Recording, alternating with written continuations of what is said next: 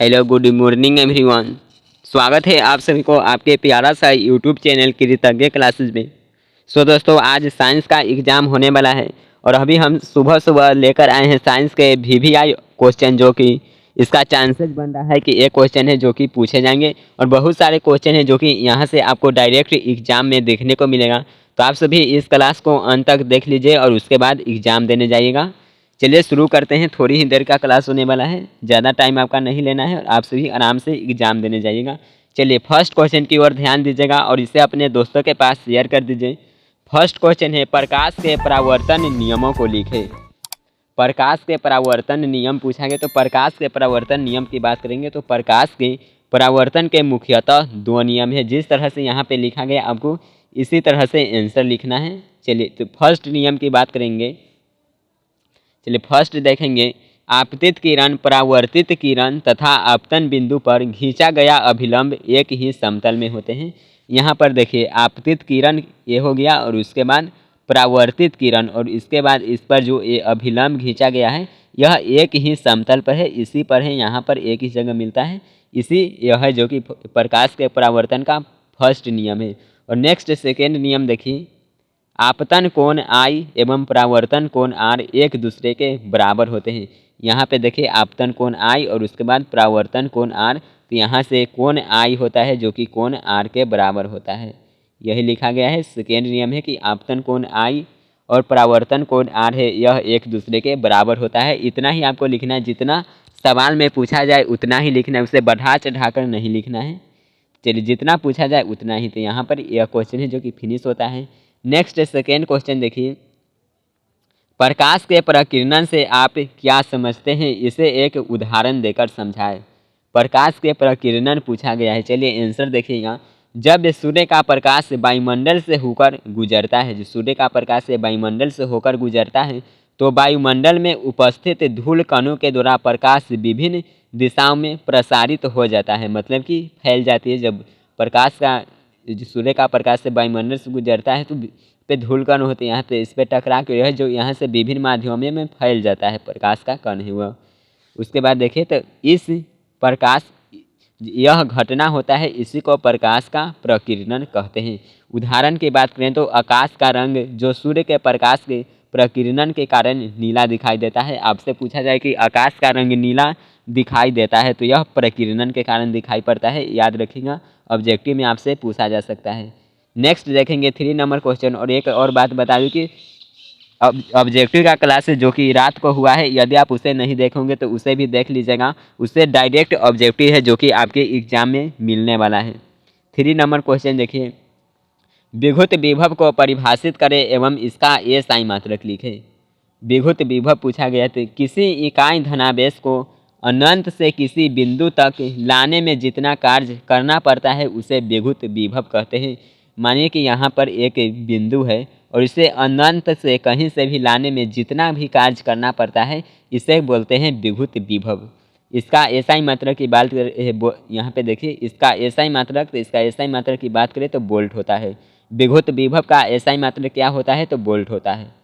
Next देखेंगे 4 number question, दो चुंबकीय क्षेत्र रेखाएं एक दूसरे को प्रतिच्छेद क्यों नहीं करती है। ये भी क्वेश्चन आपसे है जो कि शॉर्ट में पूछा जा सकता है और इम्पोर्टेंट भी क्वेश्चन है कि दो चुंबकीय क्षेत्र रेखाएं हैं यह एक दूसरे को प्रतिच्छेद क्यों नहीं करती है। आंसर देखेंगे, दो चुंबकीय क्षेत्र रेखाएं एक दूसरे को कभी भी प्रतिच्छेद नहीं करती हैं। यदि वे कभी एक दूसरे को प्रतिच्छेद करेगी तो प्रतिच्छेद की बिंदु पर दो दिशाएं हो जाएगी। जब भी प्रतिच्छेद होगा तो प्रतिच्छेद की जो बिंदु होगा वहाँ पे दो दिशाएं हो जाएगा, और जो कि असंभव है, यह नहीं हो सकता है। यही लिख देना है आंसर में। चलिए आगे बात करेंगे। यहाँ पे देखिए ये इम्पोर्टेंट क्वेश्चन है, अंतर तो आपसे पूछा ही जाएगा।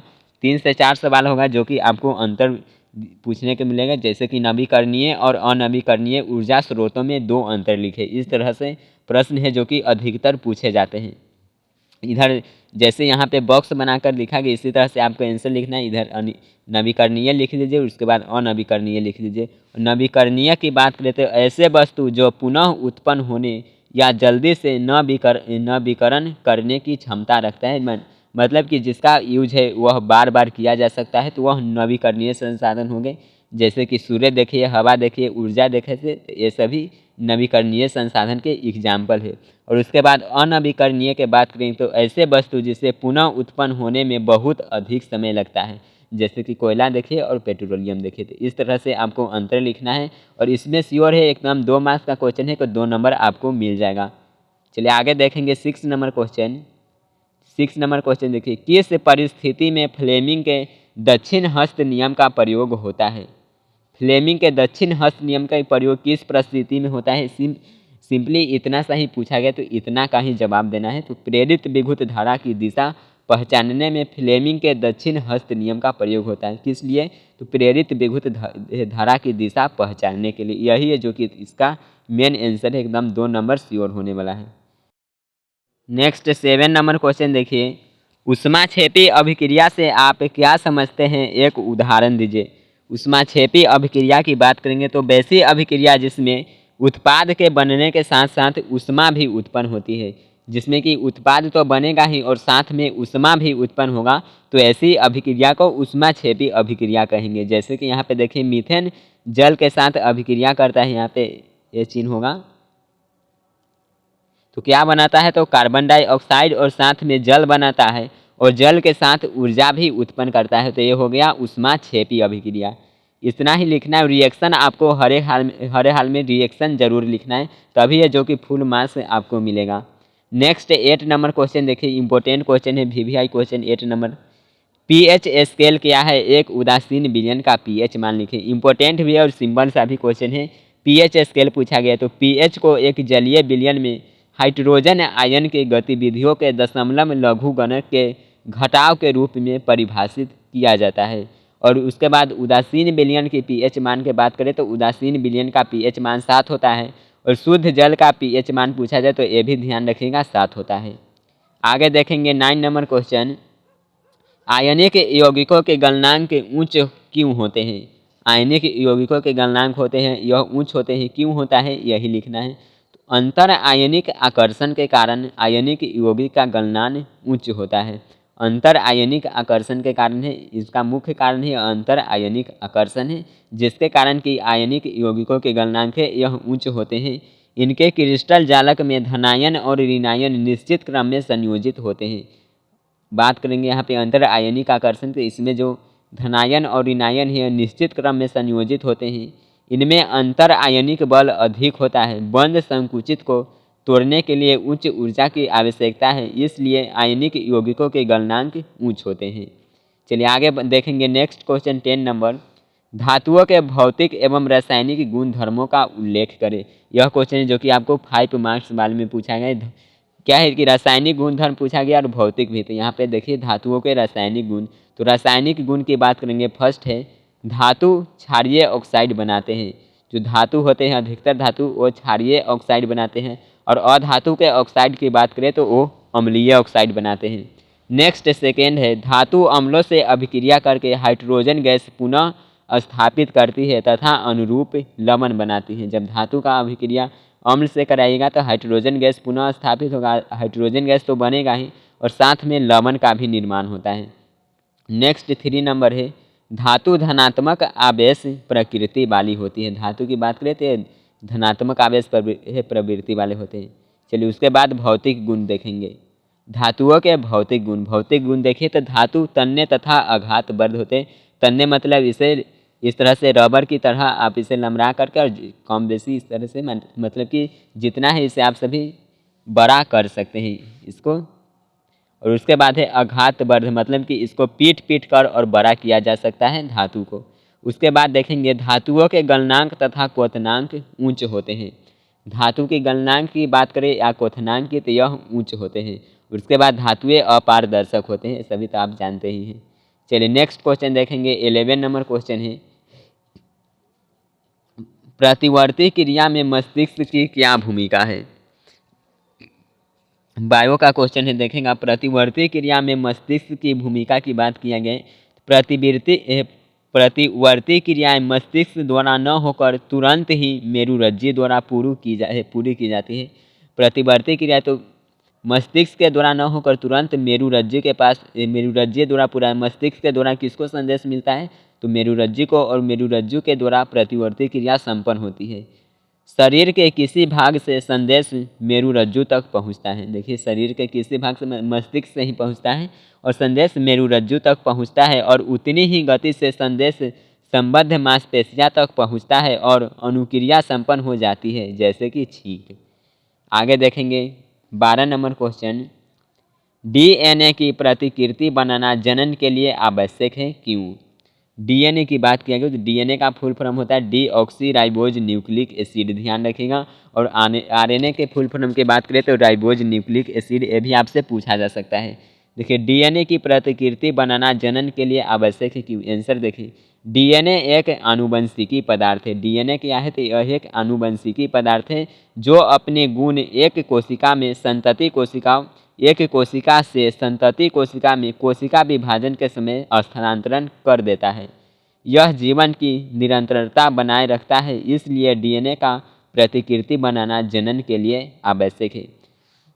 जैसे कि कोई भी लोग है, उसको जो उसका वंशज किसका है, मान लीजिए किसका लड़का, इस तरह से उसका चेक करना है तो क्या जांच होता है? तो डीएनए जांच होता है और इससे ही मालूम चल जाता है। नेक्स्ट 13 नंबर क्वेश्चन देखेंगे, मानव में बच्चे का लिंग निर्धारण कैसे होता है? लिंग निर्धारण की बात करेंगे। चलिए आंसर देखिए, मानव में लिंग का निर्धारण विशेष गुणसूत्रों के आधार पर होता है।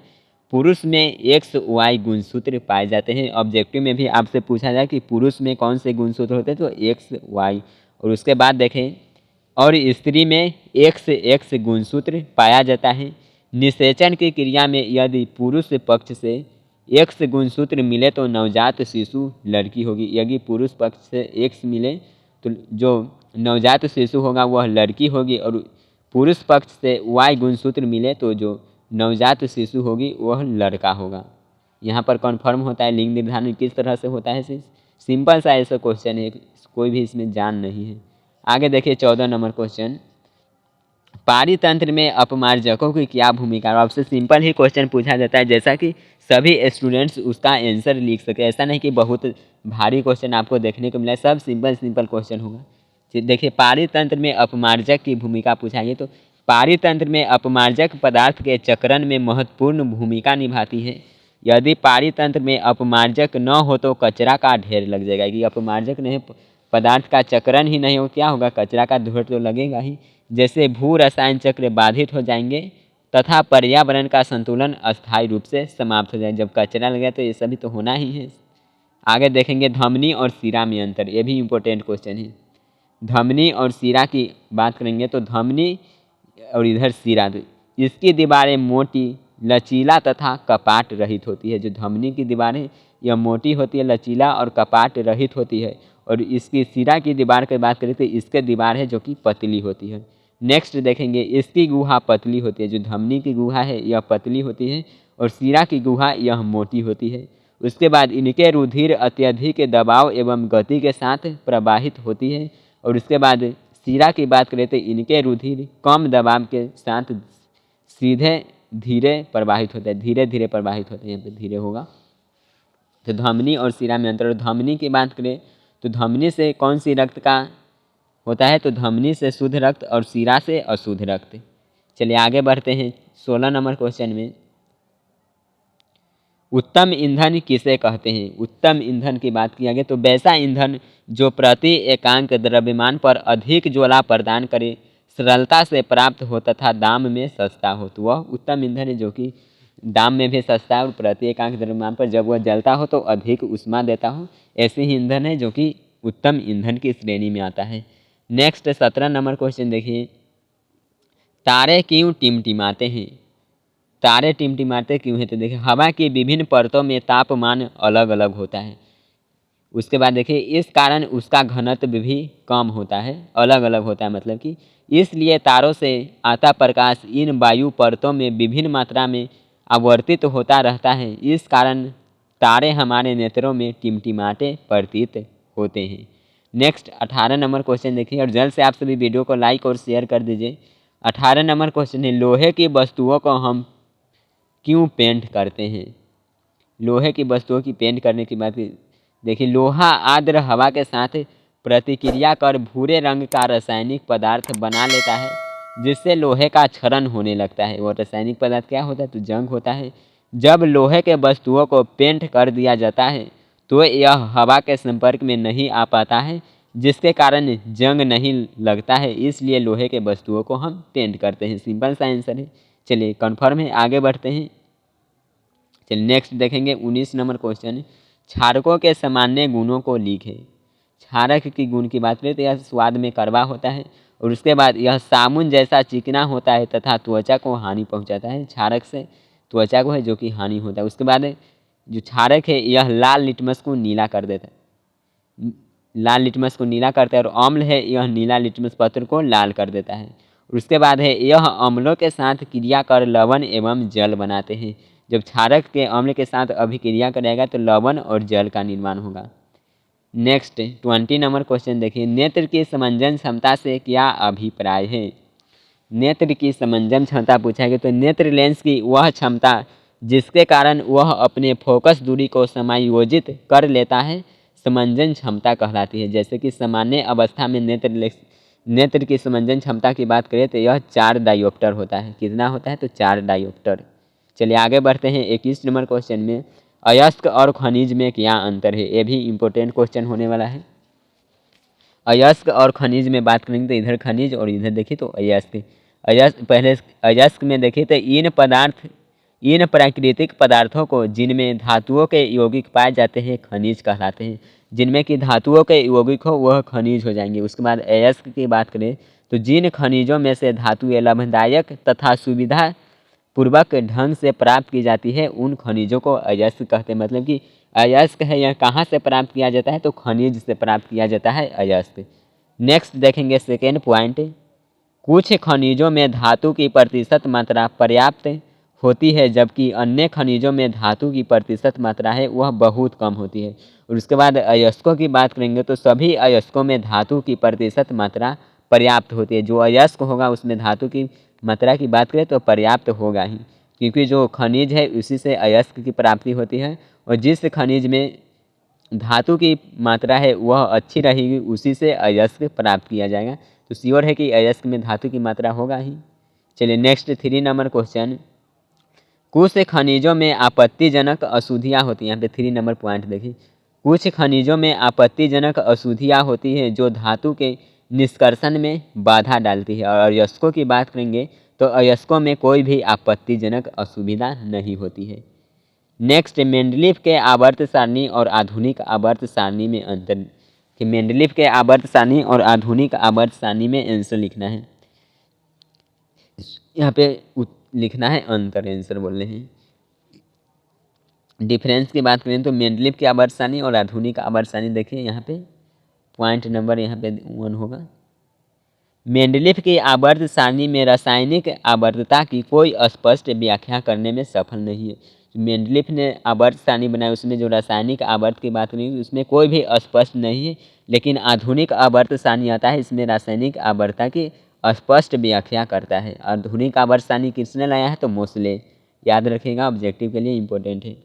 नेक्स्ट है इस आवर्त सारणी में कई की अनियमितताएं जैसे समस्थानिक का स्थान, कुछ तत्वों के परमाणु द्रव्यमान में गलत क्रम, जैसे कि इसमें हाइड्रोजन को भी निश्चित स्थान है यह प्राप्त नहीं हुआ है। और मोसले साहब ने लाई उसमें हाइड्रोजन को निश्चित स्थान है जो कि प्राप्त है। तो मोसले के आधुनिक आवर्त सारणी में इन सभी त्रुटियों को दूर किया गया। इनमें जो भी त्रुटि था मेंडलीफ के आवर्त सारणी में और मोसले ने इन सभी त्रुटि को दूर किया है जो कि आधुनिक आवर्त सारणी में है।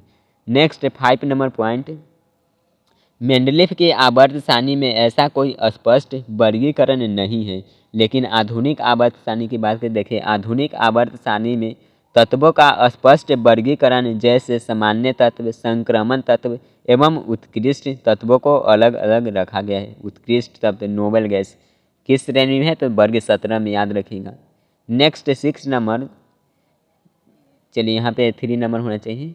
इसके द्वारा स्पष्ट एवं सरल रूप से व्यवस्थित से तत्वों को समझने एवं करने में कठिन होती। इनकी बात करें तो इसमें समझने में कठिनाइयाँ होती, लेकिन यही आधुनिक आवर्त सारणी की बात करें देखिए इसके द्वारा स्पष्ट एवं सरल रूप से तत्वों को समझने एवं व्यवस्थित करने में आसानी होती है।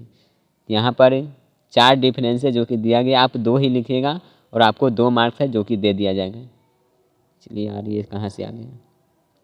चलिए आगे देखेंगे 23 नंबर, जंग लगना किसे कहते हैं, जंग का रासायनिक सूत्र लिखिए। जंग का रासायनिक सूत्र छोड़िए इसको, जंग लगना किसे कहते हैं इतना ही आप ध्यान दीजिए।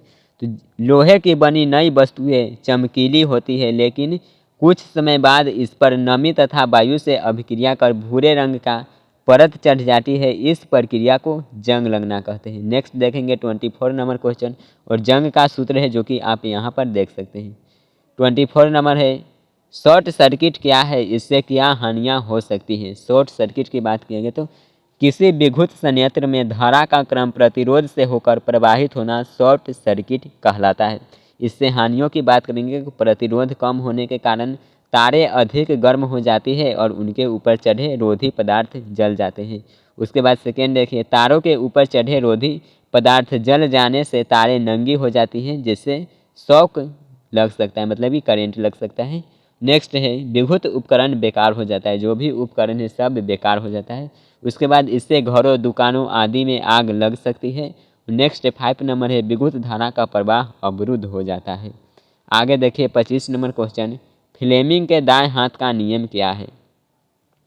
फ्लेमिंग के दक्षिण हस्त नियम पूछा गया, तो फ्लेमिंग के दाएं हाथ के नियम से चुंबकीय क्षेत्र के लंबवत गतिमान चालक में प्रेरित धारा की दिशा ज्ञात की जाती है। इस नियम के अनुसार यदि हम दाएं हाथ के अंगूठा और इसके पास वाली अंगुलियों को इस प्रकार फैलाए कि तीनों परस्पर एक दूसरे पर लंबवत हो, जो तीनों अंगुली है यह एक दूसरे पर लंबवत होना चाहिए, 90 डिग्री का कोण बनना चाहिए। और पहली अंगुली चुंबकीय क्षेत्र की दिशा को, जो पहली अंगुली होगा वह चुंबकीय क्षेत्र की दिशा को बताएगा, अंगूठा चालक की गति की दिशा को प्रदर्शित करे, और बीच वाली जो अंगुली होगा वह विद्युत धारा की दिशा की ओर संकेत करेगी। जैसे कि आप यहाँ पे फिगर में देखिए, यहाँ पे बीच वाली अंगुली क्या है, तो प्रेरित धारा की दिशा बता रही है, और अंगूठा है यह गति की दिशा बता रही है, और चुंबकीय क्षेत्र की दिशा बता रही है बीच यहाँ पे अंगूठा के बाद बात करेंगे इस अंगुली को। चलिए आगे देखेंगे 26 नंबर क्वेश्चन देखिए, आप सभी इसे अंत तक जरूर देखिए। चलिए शेयर नहीं किया तो शेयर कर दीजिए। 26 नंबर क्वेश्चन को ध्यान दीजिएगा, तत्वों के वर्गीकरण के लिए मेंडलीफ का क्या आधार है। तो तत्वों के वर्गीकरण के लिए मेंडलीफ का आधार पूछा गया, तो तत्वों के वर्गीकरण के लिए मेंडलीफ का निम्नलिखित आधार है। फर्स्ट नंबर देखिए, इन्होंने तत्वों को परमाणु द्रव्यमान के अवरोही क्रम में सजाया। जो मेंडलीफ सजाया था यह परमाणु द्रव्यमान के अवरोही क्रम में सजाए थे। और उसके बाद समान गुण धर्मों वाले तत्वों को एक साथ समूह में रखा। इन्होंने समान गुणधर्म वाले तत्वों उनको एक साथ समूह में रखा था। उसके बाद हाइड्रोजन की बात करें तो इसे कोई भी निश्चित स्थान है जो कि नहीं दिया गया था। मेंडलीफ के आवर्त सारणी में यहाँ पे देखिए हाइड्रोजन, आपसे पूछा जाए कि मेंडलीफ के आवर्त सारणी में हाइड्रोजन को निश्चित स्थान प्राप्त था या नहीं, तो नहीं था। मेंडलीफ की आवर्त सारणी में मोसले ने जब आधुनिक आवर्त सारणी लाई उसमें हाइड्रोजन को निश्चित स्थान है जो कि प्रदान किया गया है। नेक्स्ट क्वेश्चन देखेंगे 27 नंबर, हमारे शरीर में हीमोग्लोबिन के कमी के कारण क्या परिणाम हो सकते हैं। हीमोग्लोबिन के कमी के कारण पूछा गया क्या परिणाम हो सकते हैं। तो शरीर में हीमोग्लोबिन के कमी के कारण रक्त लापता हो जाता है, हमें श्वसन के लिए आवश्यक ऑक्सीजन की प्राप्ति नहीं होगी, जिस कारण हम शीघ्र थक जाएंगे, हमारा वजन कम हो जाएगा और कमजोरी का अनुभव होगा। चलिए आगे बढ़ते हैं 28 नंबर क्वेश्चन में, श्वसन और श्वासोच्छ्वास में क्या अंतर है। फर्स्ट अंतर देखिए, यह एक जैव रासायनिक क्रिया है। श्वसन है यह जैव रासायनिक क्रिया है, लेकिन इसकी बात करेंगे तो यह एक भौतिक क्रिया है। इस क्रिया में गैसों का आदान प्रदान होता है। नेक्स्ट देखेंगे सेकेंड, इस क्रिया में ऊर्जा का उत्पादन होता है जो एटीपी के रूप में संचित की जाती है। एटीपी पढ़े होंगे आप सभी। चलिए आगे देखेंगे, ऊर्जा का उत्पादन नहीं होता है, इसमें है जो कि ऊर्जा का उत्पादन नहीं होता है। नेक्स्ट 3 नंबर पॉइंट, यह क्रिया कोशिका के अंदर होती है। श्वसन है यह कोशिका के अंदर होती है, लेकिन यह है जो कि कोशिका के बाहर होती है। उसके बाद इस क्रिया में एंजाइमों की आवश्यकता होती है। श्वसन में एंजाइमों की आवश्यकता होती है, लेकिन इसमें नहीं होती है। उसके बाद श्वसन की क्रिया सभी जीवधारियों में होती है, लेकिन ये क्रिया है सभी जीवधारियों में नहीं होती, केवल उच्च जंतुओं में होती है। आगे देखेंगे 29 नंबर क्वेश्चन, विद्युत जनित्र का सिद्धांत लिखिए। विद्युत जनित्र के सिद्धांत लिखने के लिए पूछा गया। देखिए, विद्युत चुंबकीय प्रेरण पर आधारित विद्युत जनित्र का मूल सिद्धांत, जब एक कुंडली को चुंबकीय क्षेत्र में घुमाया जाता है तो कुंडली में से गुजरने वाले चुंबकीय क्षेत्र रेखाएं में परिवर्तन होता है, जिसके कारण कुंडली में प्रेरित धारा उत्पन्न हो जाती है। विद्युत जनित्र का सिद्धांत में मात्र इतना ही आपको लिखना है।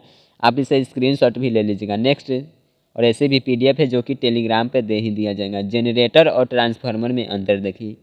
जनरेटर और ट्रांसफार्मर में, जनरेटर देखिए यह विद्युत उत्पन्न करता है, लेकिन ट्रांसफार्मर की बात करें तो ट्रांसफार्मर विद्युत की वोल्टता को परिवर्तित करता है, यह विद्युत उत्पन्न नहीं करता है। उसके बाद बात करेंगे, यह घूमने वाली मशीन है। जनरेटर है, यह घूमने वाली मशीन है, लेकिन यहीं पर ट्रांसफार्मर की बात करें तो यह स्थिर मशीन है, मतलब कि एक ही जगह पे रहता है। उसके बाद बात करेंगे जनरेटर के, तो यह एसी तथा डीसी दोनों प्रकार की धारा उत्पन्न करता है। यह अल्टरनेटिव करंट भी करता है और डायरेक्ट करंट भी, लेकिन ट्रांसफार्मर है तो यह केवल अल्टरनेटिव करंट ही उत्पन्न करेगा।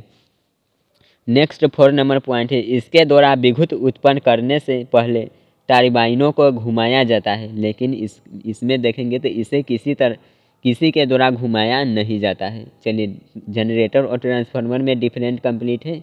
नेक्स्ट देखेंगे उत्पादक और उपभोक्ता में अंतर। उत्पादक की बात करें तो ऐसे जीव जो प्रकाश संश्लेषण की क्रिया से अपना भोजन बनाते हैं उत्पादक कहलाते हैं, जैसे कि हरे पौधे हैं उत्पादक कहलाते हैं। लेकिन उपभोक्ता की बात करें तो ऐसे जीव जो अपने भोजन के लिए दूसरे जीवों पर निर्भर करते हैं उपभोक्ता कहलाते हैं, और सारे जंतु उपभोक्ता कहलाते हैं, जैसे कि मनुष्य हो गए, उसके बाद जानवर, ये सभी उपभोक्ता की श्रेणी में आएगा। नेक्स्ट, बहुखंडन की बात किया गया। बहुखंडन, तो जब कोई कोशिका टूटकर अनेक संतति कोशिकाओं को उत्पन्न करती है तो इस प्रक्रिया को बहुखंडन कहते हैं। बहुखंडन क्या होता है, तो जब एक कोशिका है यह टूटकर अनेक संतति कोशिकाओं का निर्माण करता है तो यह क्रिया को कहते हैं बहुखंडन। नेक्स्ट, लिंग गुणसूत्र क्या है। लिंग गुणसूत्र पूछा गया, तो मानवों में कुल 23 जोड़े गुणसूत्र पाए जाते हैं, जिनमें से अंतिम का गुणसूत्र होता है 23वां जोड़ा, इसे लिंग गुणसूत्र कहा जाता है। जो अंतिम का गुणसूत्र होता है उसे लिंग गुणसूत्र कहा जाता है, और इसी के कारण कोई मानव नर या मादा के रूप में जन्म लेता है। नर में XY लिंग गुणसूत्र होते हैं और मादा में XX लिंग गुणसूत्र कंप्लीट है। आगे बढ़ते हैं 34 नंबर क्वेश्चन। दृश्य पटल मतलब कि रेटिना के कार्य, रेटिना की कार्य लिखना है। तो नेत्र के उचित कार्य के लिए दृश्य पटल अत्यंत महत्वपूर्ण है। यह नेत्र गोलक को भीतरी पदार्थ है जिसका यह नेत्र गोलक है जो कि भीतरी पदार्थ है जिसका रूप अत्यंत कोमल झिल्ली के समान होता है, और किसी वस्तु का प्रतिबिंब रेटिना पर ही बनता है। किसी भी वस्तु का प्रतिबिंब कहाँ बनेगा, तो वह रेटिना पर बनता है, दृश्य पटल पर। नेक्स्ट 35 नंबर क्वेश्चन, यहाँ 35 नंबर देखिए। थोड़ी सी आवाज़ में आपको है जो कि अलग सुनाई दे रहा होगा और नॉइस भी होगा क्योंकि बगल में इधर। चलिए आगे बढ़ते, उसे छोड़िए। तनुकरण किसे कहते हैं, तो जल में अम्ल या क्षारक मिलाने पर आयन की सांद्रता में प्रति इकाई आयतन की कमी हो जाती है, इसे तनुकरण कहते हैं। देखिए, जब जल में अम्ल या क्षारक मिलाइए उसके बाद इसके आयन ही की सांद्रता की बात करें तो इसमें कमी आएगी, और इसी प्रक्रिया को तनुकरण कहते हैं। तो यहाँ पे 35 क्वेश्चन था जो कि बहुत ही इम्पोर्टेंट था। यदि आप इसे अपने दोस्तों के पास शेयर नहीं किए होंगे तो ज़्यादा से ज़्यादा शेयर कर दीजिए। और चलिए, आपके एग्ज़ाम के लिए बेस्ट ऑफ लक। एग्ज़ाम में एक भी क्वेश्चन है जो कि छोड़कर नहीं आना है, क्वेश्चन का जवाब देकर ही आना है जितना आपको सॉल्व करना है। चलिए, और आपका एग्ज़ाम कैसा जाता है कमेंट करके ज़रूर बताइएगा, आपके मैसेज का इंतज़ार रहेगा। तो आज के लिए इतना ही, मिलेंगे नेक्स्ट वीडियो में। बाय।